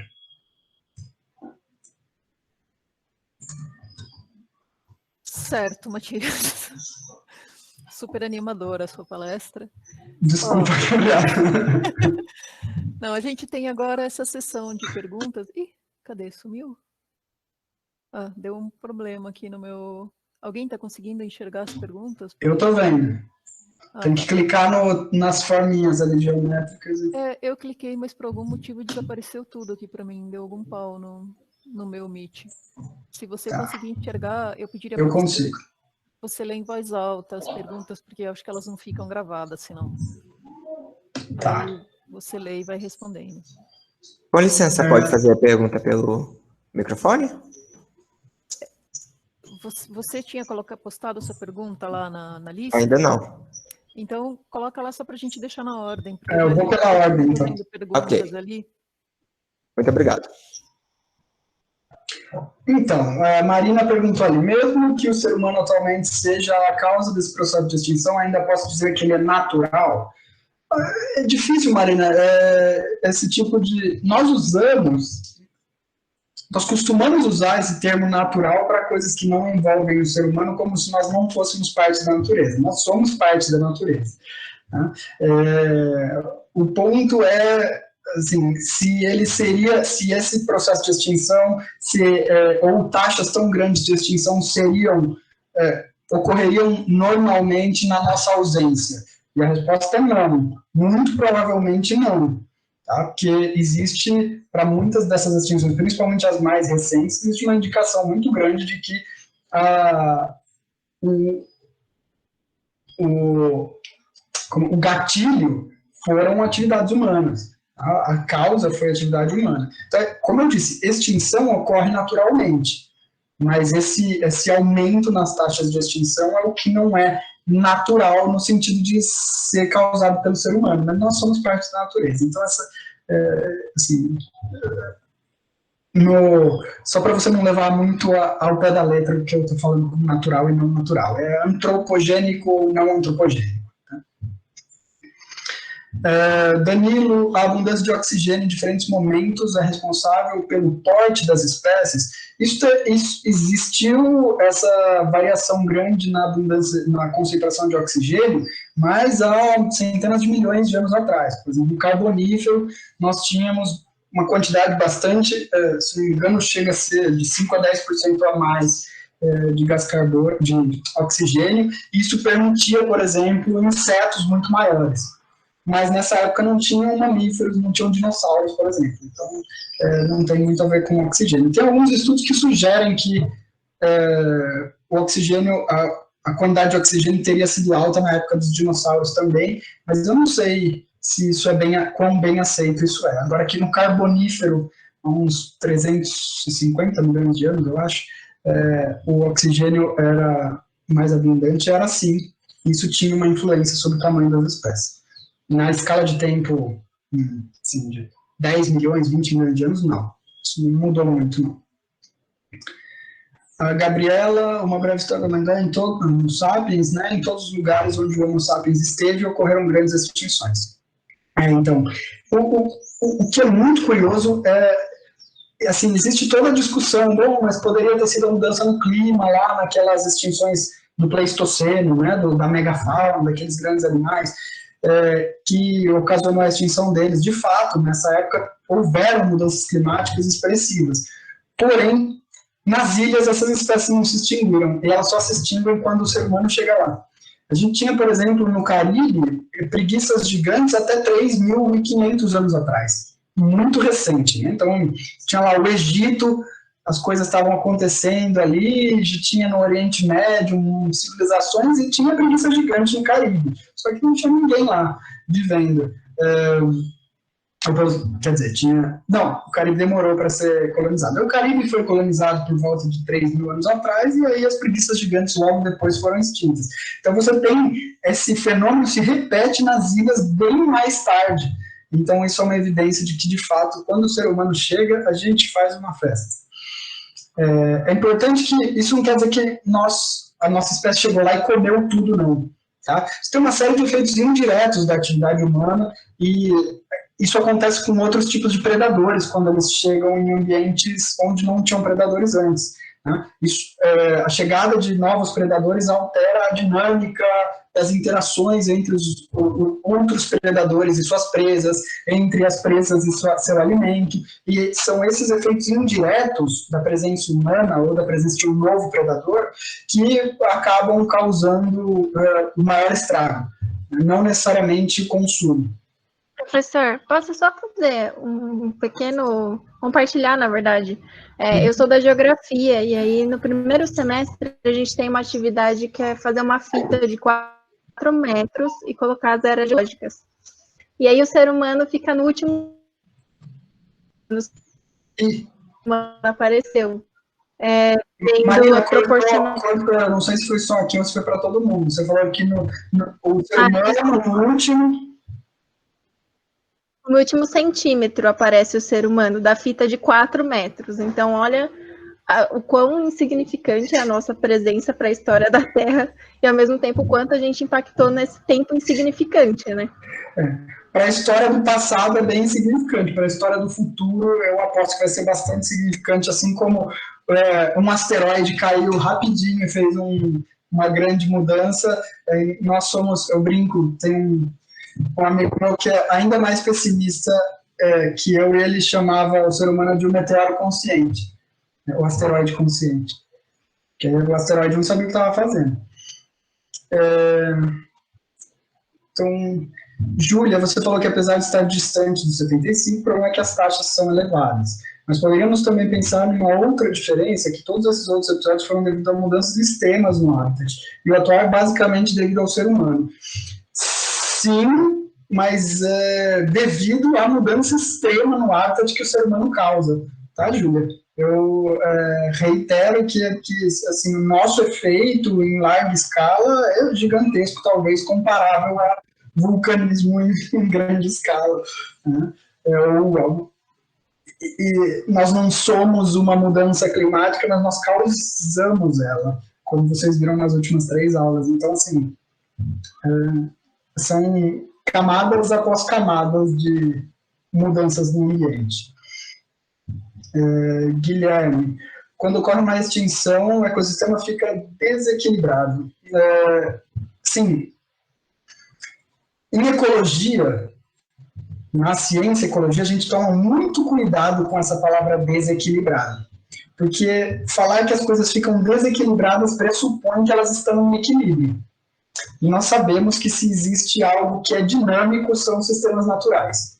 Ou seja, eles mudam bastante. É natural você ter variações, flutuações, muitos deles nunca estão no equilíbrio. Então, esse termo desequilibrado, apesar dele ser muito utilizado no dia a dia, do ponto de vista assim, da ecologia como ciência, quando você está falando em desequilibrado, pressupõe um sistema no equilíbrio. E nem sempre as coisas estão no equilíbrio. Né? Mas, bom, só para fazer um adendo aqui, mas dado que a natureza vai se adaptando a essa mudança, adaptando também é uma palavrinha assim, que tem um sentido muito específico em biologia, tá? E a natureza não se adapta evolutivamente como um todo, então cuidado com essa palavrinha também. Quanto tempo costuma demorar para que os efeitos de uma extinção parem de ser notados? Aí tudo bem. Assim, desculpa, Guilherme, não estou te corrigindo, não, mas é porque na nossa área a gente é muito cuidadoso com essas palavras em particular, equilíbrio e adaptação. Bom, depende muito, depende da natureza, da magnitude da extinção. Né? Então, a extinção do Permiano, por exemplo, foram centenas de milhões de anos para que alguns grupos ressurgissem. Por exemplo, nós temos um estudo muito legal que mostra que, basicamente, a Terra ficou sem grandes herbívoros após a extinção do Permiano por quase 100 milhões de anos. É muito tempo, tá? Então, porque a evolução não é previsível e as espécies vão, ou pelo menos ficou sem, né? Você não tem um registro fóssil. Pode ser que tenham surgido, mas elas não foram longevas o suficiente para se preservarem no registro fóssil. Né? Mas, assim, alguns grupos demoram muito para se recuperar, outros surgem rapidamente. Sempre que você tem uma extinção em massa, na verdade, vários outros grupos acabam se beneficiando disso. Mamíferos são um exemplo disso. Nós nos beneficiamos da extinção dos grandes animais do passado, né? Os dinossauros. E a nossa linhagem evolutiva teve um acúmulo de diversidade bem grande, apesar dela existir bem antes, né, 200 milhões de anos, junto com os dinossauros, você tinha mamíferos, mas eles nunca tiveram grande diversidade. A partir da extinção dos dinossauros, eles aumentam, explodem em diversidade. Então, isso é natural, né? Essas mudanças são naturais, uma espécie se extingue, outra surge, mas o tempo depende muito da magnitude, de quem se extinguiu, do que aconteceu. Não dá para dizer, não dá para te dar um valor. Tá? Pode demorar pouco, pode demorar alguns milhões de anos. Gabriela, eu gostaria que você discutisse a questão do aumento da população humana. Esse é um tema tabu. Mas me parece que a diminuição da nossa população é imperativa para a saúde do planeta. Estou pensando em acesso anticoncepcional e planejamento familiar em massa. Então, Gabriela, a gente já tem uma tendência hoje de redução da taxa de aumento. Então, é importante, a nossa população continua aumentando, mas ano após ano o aumento é menor. A expectativa é que a população humana ela pare de crescer por volta de 2100 e algo em torno de 9 a 11 bilhões de pessoas. Ou seja, a gente ainda tem aí quase 50% de crescimento pela frente. Aliado a isso, a gente tem um aumento nos padrões de consumo, no uso de recursos naturais, no acesso a diferentes tipos de alimentos que têm intensidade material, né, necessitam de muitos recursos naturais para serem produzidos. Então, a perspectiva é que a gente continue precisando cada vez mais de área para produzir alimentos, se as coisas continuarem do jeito que estão, né? Se a gente não migrar para outras formas de produção, que a gente precisa de cada vez mais de recursos naturais. A estimativa é que até 2050, em relação a 2010, a gente duplique quanto de recursos naturais a gente extrai. Então, o problema é bem complicado. A gente tem uma população que ainda é crescente, e nós temos um aumento no padrão médio de vida da população que permite com que a gente tenha maior acesso, em média, né, as pessoas têm mais acesso a recursos naturais e a demanda aumenta. Não sei, para mim, assim, do ponto de vista ecológico, não é tabu. Do ponto de vista social, é um tabu gigantesco, né? O que você vai fazer? Né? Você vai implementar políticas de larga escala, como você falou, de filho único, por exemplo, que nem foi feito na China por um tempo, ou você vai obrigar as pessoas a consumirem menos, né? Como você vai fazer isso e as liberdades individuais onde elas ficam, né? Eu não sei, eu dei uma aula um pouco sobre isso ontem e os alunos me perguntaram o que fazer. A minha resposta foi que as nossas escolhas como sociedade, e não necessariamente como indivíduo, mas como sociedade, vão ter consequências. A gente vai ter que lidar com elas. Né? Nosso papel é esse que a gente está fazendo, é alertar, é mostrar os dados e é fazer o nosso papel individualmente, cobrar, né, ações mais enérgicas, mas é um cenário complicado. Não sei se eu só fugi, Gabriela. Só fugi? Não, acho que não. É que assim, desde que a Simone, acho que deu a aula dela, tinha num slide dela, se eu não me engano, que mostrava que no início do século passado, a gente estava em 2 bilhões de habitantes, e agora a gente está chegando a 8. Então, assim, a gente demorou 60 mil anos para chegar a 2 bilhões de habitantes, e em 100 a gente quadruplicou essa população. Então, isso aliado ao que você mostrou hoje, né, de que aonde o ser humano chega, você tem uma extinção enorme da biodiversidade, né, nessas informações juntas me deixaram meio em pânico, né, para dizer o mínimo. É pesado. Eu achava que acho que esse ponto tem que ser discutido um pouco mais, assim. Mas, enfim. Quem quiser ter mais doses de ânimo como essa que vocês tiveram hoje, vocês podem fazer a BE 310, que é a Ciências do Ambiente, onde eu dou aulas desse tipo durante todo o semestre. Tá? Sempre tentando ressaltar pontos positivos, como eu fiz no fim, mas às vezes é difícil, meu amigo, Gabriela. O bom é que a gente vai se acostumando e vai ficando mais insensível. Mas assim, são problemas muito sérios. Você falou é verdade, né? Assim, a gente tem as perspectivas, elas não são positivas, não.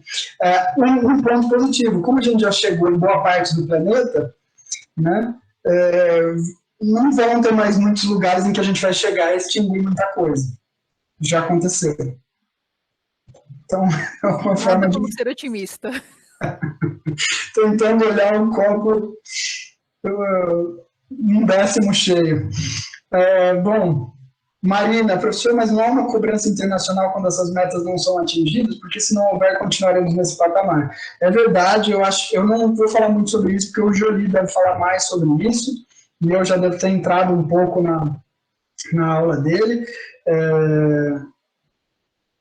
O Pedro está perguntando na disciplina, é BE 310, Ciências do Ambiente. Ela é para as engenharias, mas é aberta para a biologia também.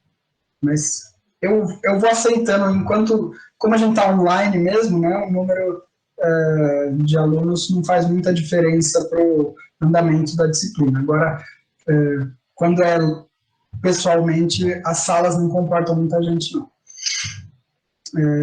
Bom, voltando, Marina, então, deveria haver, mas nessas metas de Aichi, não sei como fala, né, em japonês, em específico, ninguém atingiu as metas. É uma vergonha. Né? Mas, professor, não querendo adentrar muito a outra aula, mas eu fiquei muito intrigada porque eu trabalho com metas no Acordo de Paris, né? E também não tem uma cobrança tão grande para os países. Então, assim, a gente tem esses acordos e aí não tem uma cobrança depois. Essas metas são muito inatingíveis. O que acontece?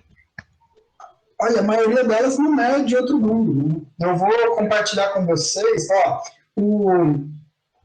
deixa eu achar aqui, um minuto.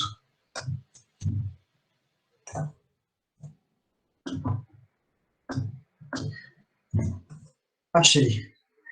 o ECO fez uma explicação, né, sobre as metas de Aichi. Eu estou perdido aqui no chat, e vocês podem dar uma olhada. Eles descrevem resumidamente o que são, quais são as 20 metas, então vocês podem dar uma olhadinha depois, principalmente você, Marina, que mostrou interesse, e você vai ver, não são coisas inatingíveis, mas é surreal que mesmo as coisas mais simples não foram atingidas. Nem, se eu não me engano, essa análise, eu já olhei o relatório desse ano, se eu não me engano, nenhuma das metas foi plenamente atingida, né? Então, por praticamente ninguém. É bem... É um problema. Tem que existir comprometimento, mas a gente está acostumado com isso. As pessoas só realmente... É como se fosse escalonar o problema de deixar as coisas para a última hora, né? Deixar para estudar de última hora, deixar para fazer um exercício de última hora. Ele não está deixando para a última hora. Só que o mundo real cobra as coisas de uma maneira muito mais cruel. Então, Marina, assim, tem mecanismos para que isso seja cobrado, os acordos prevêem a possibilidade de sanções e tudo mais, mas isso dificilmente ocorre. Mas pelo menos é alguma coisa, né? Pelo menos tem uma meta. Então eu vejo com olhos positivos. Mais uma vez, tentando olhar o lado positivo. Felipe, qual a importância da biodiversidade para o funcionamento dos ecossistemas e estabilidade climática? Gigantesca, mas eu vou deixar para a Cris responder isso, porque ela vai falar sobre serviços ecossistêmicos, que tem tudo a ver com a sua pergunta, tá, Felipe? Então, semana que vem. Senão eu entro na aula da Cris também. Se der tempo, quero fazer uma pergunta também. Rodrigo, pode escrever. Oi, tô aqui. Posso falar?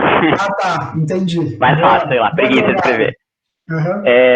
Não, eu queria entender que a gente tem esse senso meio comum de que populações indígenas vivem em perfeita harmonia com o meio ambiente, etc. E ver esses dados que você trouxe de que quando o ser humano chega lá, começa a degradação, sei lá, me espantou, né? Então eu queria entender um pouco, assim, que acontece após um tempo, um período de, sei lá, estabilização dessa perda de diversidade. E também se a gente tem fenômenos parecidos, acho que você meio que explicou, mas a gente tem outras grandes espécies que tiveram êxodos grandes e tiveram esse tipo de sei lá, modificação do número de espécies também? Enfim, não sei se está muito complicado. Não, entendi.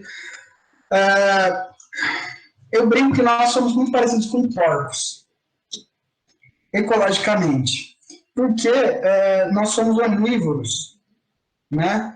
E nós conseguimos comer qualquer coisa, assim como os porcos. É difícil erradicar a gente. Assim, o que acontece, por exemplo, com o javali no mundo inteiro, é uma dessas espécies que tem problemas de ser invasora em vários locais, ela consegue viver bem em várias condições, ela consegue sobreviver consumindo qualquer coisa, desde inseto, ave, outros animais, qualquer animal, planta, tubérculo, e isso faz com que, assim, às vezes, o que acontece quando esse animal chega num local, meu filho está cansado da aula, quando a gente chega num local e acaba com o nosso próprio recurso, a gente muda para outro.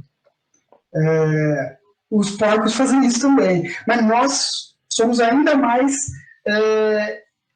desregulados em termos populacionais, porque a gente aprendeu a regular a disponibilidade de alimento, né? A gente aprendeu a produzir nosso próprio alimento.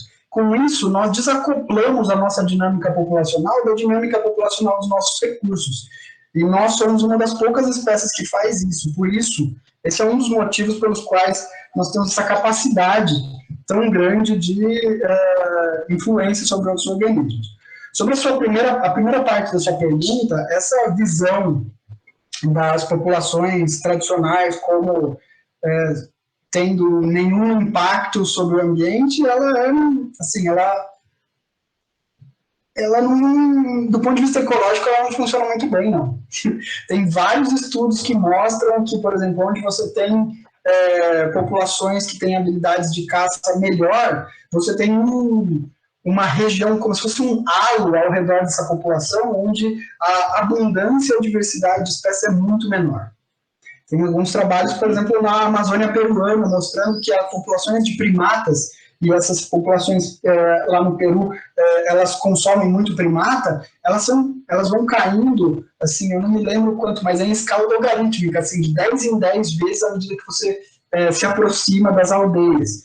Então, essas populações também têm impacto, mas é lógico que o impacto é muito menor do que você tirar uma floresta e colocar uma plantação de soja em cima.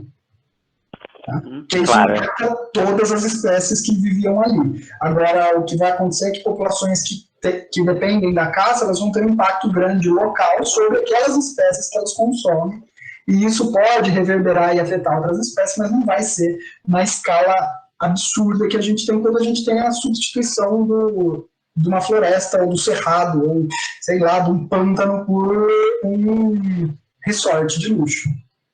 Uhum. Certo, obrigado. De nada, acho que é uma questão de escala e magnitude, mas a gente sempre tem impacto. Gabriel, a defaunação, é defaunação que a gente chama, tá? Defaunação de áreas é o que cria os chamados desertos verdes, tal como plantações de árvores para corte.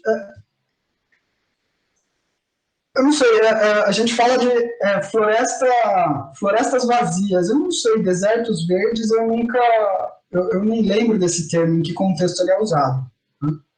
Martim, alguém ouve comumente esse termo para agricultura? Tá, então... Sim, é usado quando, das monoculturas, né, quando você tem uma grande plantação de monocultura, é um deserto verde, né, isso que é usado normalmente. Então é diferente, né? O que eu estava falando de floresta vazia Sim.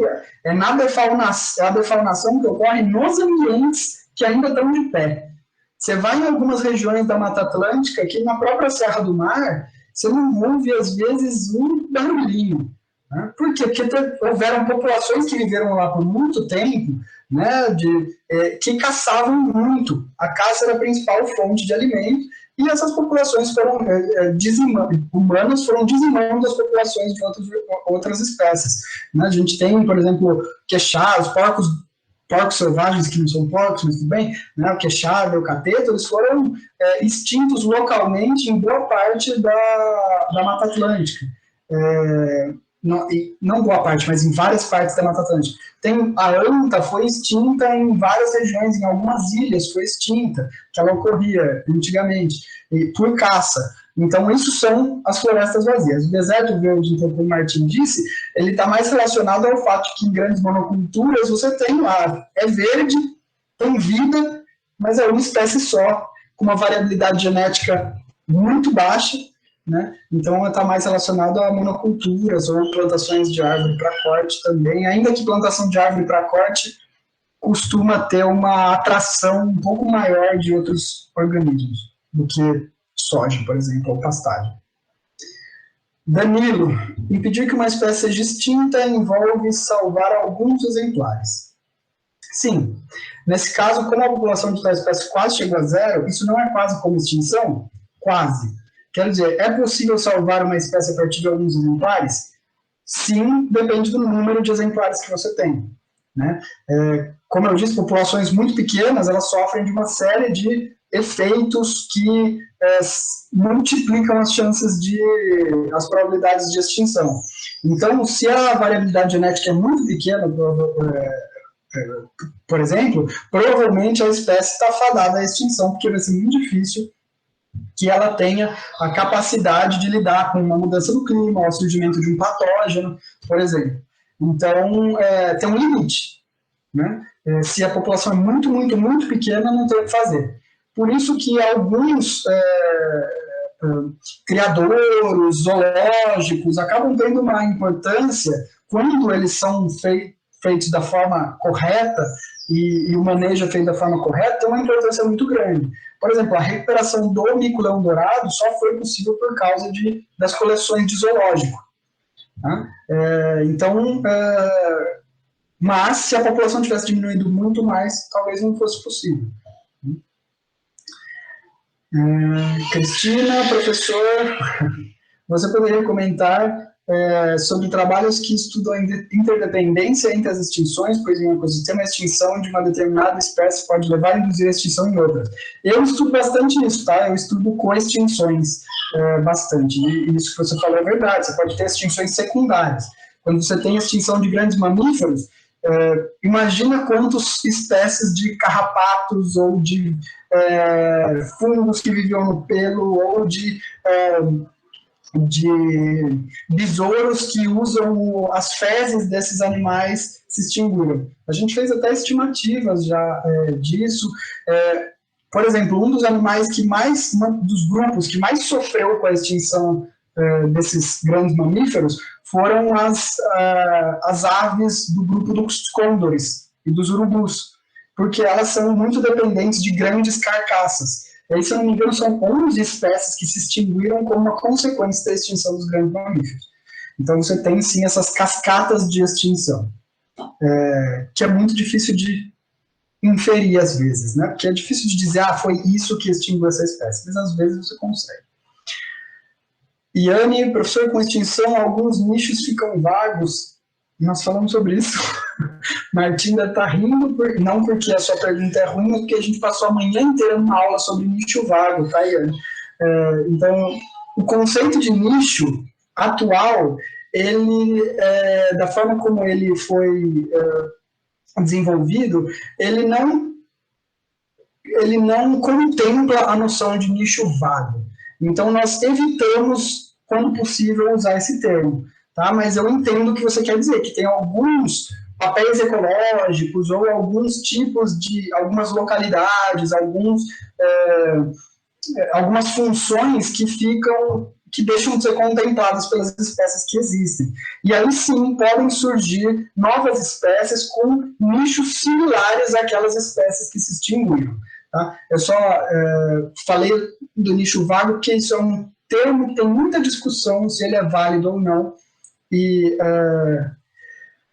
assim, a gente fala, eu uso oportunidade ecológica. Quando uma espécie se extingue, por exemplo, isso gera oportunidade ecológica e outras espécies podem, então, evolutivamente ou ecologicamente, acabar utilizando essas oportunidades. Tá? Mas é só porque esse termo tem muita discussão na literatura sobre a validade dele. E desculpa eu rir, mas é porque a gente passou literalmente 2h30 falando sobre isso hoje de manhã, em outra disciplina. Mas muito legal a sua pergunta. Clara, em relação a esse boom de mamíferos depois da extinção dos dinossauros, está relacionado com a importância maior de diferentes pressões seletivas, já que agora não tem dinossauro comendo todo mundo, ou é por outro motivo? Isso tem muito a ver com o que a Iane falou. Quando você tem uma extinção, surge oportunidade ecológica que antes estava sendo utilizada por outros organismos. Imagina, né? Você tinha grande quantidade de biomassa que era consumida por animais gigantescos. Né? E, de repente, essa biomassa vai ficar lá disponível. Né? Além disso, quando você tem animais gigantescos andando por aí, não é seguro você, pequenininho, ficar andando por aí. Isso gera o que nós chamamos na ecologia de paisagem do medo. Né? Aliás, nem sei se tem um trabalho sobre paisagem do medo em mamíferos e dinossauros, mas você acabou de me dar uma ideia legal. Mas é muito possível que nesses ambientes os mamíferos eles tivessem um nível de atividade muito menor do que eles passaram a ter uma vez que os dinossauros não estavam lá. Então, sem os dinossauros eles podiam. A gente já está indo para hipóteses meio maluquinhas aqui que eu estou gerando agora, mas faz sentido, né? Então, o comportamento muda em um ambiente onde você não tem mais aqueles animais gigantescos e essa mudança no comportamento pode ter permitido que os mamíferos explorassem outras fontes de recurso, outros tipos de ambiente e tudo mais. O que gera oportunidade? Os animais gigantes? A extinção de mamíferos, né? De dinossauros, que geram oportunidades que não existiam para os mamíferos, né? Então, aberturas para radiação, para especiação, geração de novas espécies, esse tipo de coisa.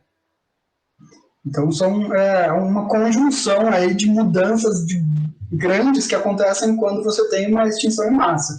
Isso aconteceu após todas as extinções em massa, tá? Depois de uma grande extinção, vem um florescimento de novos grupos.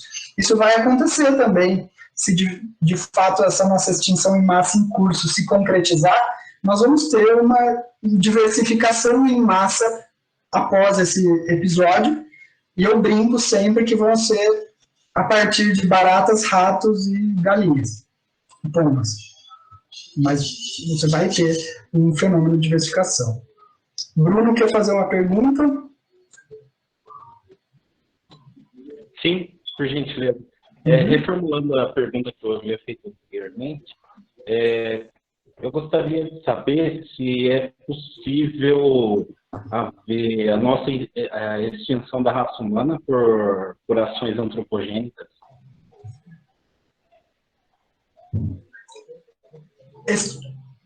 É possível. Assim, se a sua pergunta se é possível, tá? Agora, como vai ser, quando vai ser, se vai ser de fato, se vai ser uma única causa, isso é muito difícil. Agora, sem dúvida que nós estamos ameaçando as nossas próprias condições de vida e de bem-estar. Isso sem dúvida. Agora, se isso vai ser o principal gatilho para a nossa extinção no futuro, seja lá quando for, é muito difícil dizer. Tá? Mas sem dúvida que nós estamos piorando as condições no planeta para nós mesmos. E para grande parte dos outros organismos que vivem com a gente. Para outros a gente está melhorando. A gente melhorou as condições de vida para os ratos, por exemplo. Né? Para a soja, pelo menos para a soja que a gente cultiva. Então, para algumas espécies a gente melhorou as condições de vida, mas para a nossa a gente está piorando. E a última que tem aqui, a Gabriela, né, que eu falei sobre as florestas vazias, é o que vai acontecer nos oceanos e a pesca comercial. Olha, o colapso da pesca comercial é um dos maiores problemas econômicos, sociais que a gente enfrenta hoje, sem falar muito sobre ele no dia a dia. Eu acho que as pessoas que vivem diretamente disso sabem o que está acontecendo, mas nós, que não vivemos disso e não estamos tão próximos, a gente não percebe. Mas assim, boa parte das espécies que nossos avós consumiam de peixe, nós não temos acesso mais, simplesmente porque as populações não são exploráveis por causa do seu tamanho. Tá? Tem umas estimativas de que 60% dos recursos pesqueiros já foram exauridos, ou seja, não tem nem como recuperar. Não é uma questão de, não, vamos parar um pouquinho que volta. Não volta, foram exauridos. Né? Então, sim, o problema da pesca é gigantesco e o que está acontecendo nos oceanos é bastante sério. Os oceanos são bem resilientes, mas é bastante, porque é gigante, né? Mas algumas regiões oceânicas estão completamente degradadas já. Posso comentar sobre... E outra coisa que às vezes não é falado também é a geração de grandes regiões de anóxido e de hipóxido nos oceanos, né? Que por causa de excesso de adubos na agricultura, isso não é só a pesca, é também a contaminação dos oceanos que está gerando, como você falou, Gabriela, oceanos vazios, né? Pelo menos de vida de peixe, de vida aeróbica. Então, isso está acontecendo em grande escala mesmo. Isso que o Martim falou é uma das razões pelas quais eu gosto tanto, né? Eu acho tão interessante a extinção do Devoniano. Que no Devoniano, o que aconteceu foi a época que o planeta passou pela radiação das florestas terrestres, né? Não eram, como eu disse, não eram as plantas que existem hoje, o Jolie não brigar comigo, mas eram outros tipos de plantas terrestres, e elas, o surgimento das plantas e essas florestas em larga escala, continental, tiveram dois efeitos muito interessantes. O primeiro é que elas causaram uma glaciação de tanto CO2 que elas puxaram da atmosfera. Isso é muito interessante, que a gente tem uma glaciação causada pelas plantas, e isso mostra o potencial de sequestro de carbono e de regulação do clima que as plantas têm. né? Tem evidências bem consistentes disso. E o segundo é que, com essa grande quantidade de produtividade em terra, né, produtividade é conversão, geração de biomassa, né, essa biomassa ela gerou uma quantidade de nutrientes muito grande. Esses nutrientes foram parar nos oceanos. Quando esses nutrientes foram parar nos oceanos, a atividade microbiana e de algas aumentou tanto que isso causou anóxia e hipóxia nos oceanos. E essa foi uma das razões prováveis, é uma das hipóteses de por que teve uma extinção do Devoniano. Quem causou a extinção do Devoniano talvez tenham sido as plantas terrestres que causaram a extinção dos oceanos indiretamente. Isso é muito interessante, né? Para nós vermos que é mais um problema que a gente vive hoje, que é a hipóxia nos oceanos, nos rios e lagos, causado por excesso de matéria orgânica. Isso também já causou, ou foi uma das causas de uma extinção em massa. A Gabriela falou aqui que na palestra do Luiz Marques ele mencionou a questão de diminuir radicalmente o consumo de carne, mas ainda se fala muito pouco sobre a diminuição do consumo de peixe.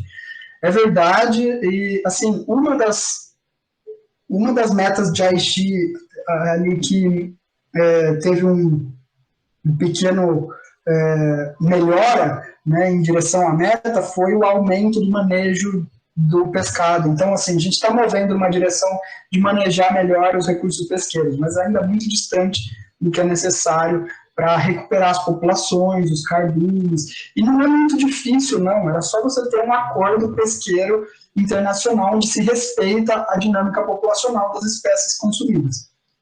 Agora, é difícil fazer isso em larga escala. O conhecimento ecológico para fazer, a gente tem. Clara, meio viajando na pergunta, a gente viajou bastante, Clara, fica tranquila. Meio viajando na pergunta, Gabriela, parar de comer carne, mas continuar comendo peixe, seria totalmente incoerente? Então, depende, se você substituir toda a proteína animal que você consome na forma de carne para o peixe, seria totalmente incoerente.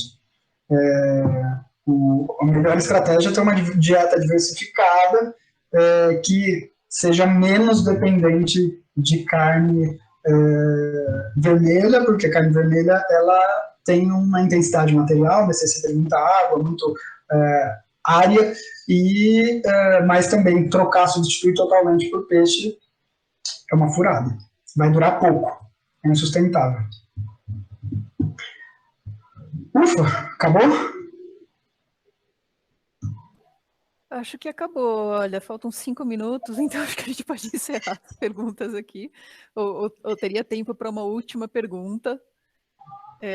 Não sei se alguém quer fazer alguma última pergunta, senão acho que a gente pode encerrar, né? Afinal de contas. Valeu, Clara. Danilo, eu não queria fazer uma pergunta, mas eu queria falar que sua aula foi sensacional. Foi a melhor sexta-feira à tarde do mês, eu acho. Pô, Danilo, fala aí, sacanagem. Não, verdade, verdade. Obrigado. Obrigado, fico feliz. Não é todo dia que você dá uma mensagem apocalíptica e te agradecem, viu, Matias? É todo dia que eu dou uma mensagem apocalíptica, mas não é quase nunca que me agradecem. Então, eu fico honrado. Obrigado, gente. Valeu. Valeu. Acho que é isso, né?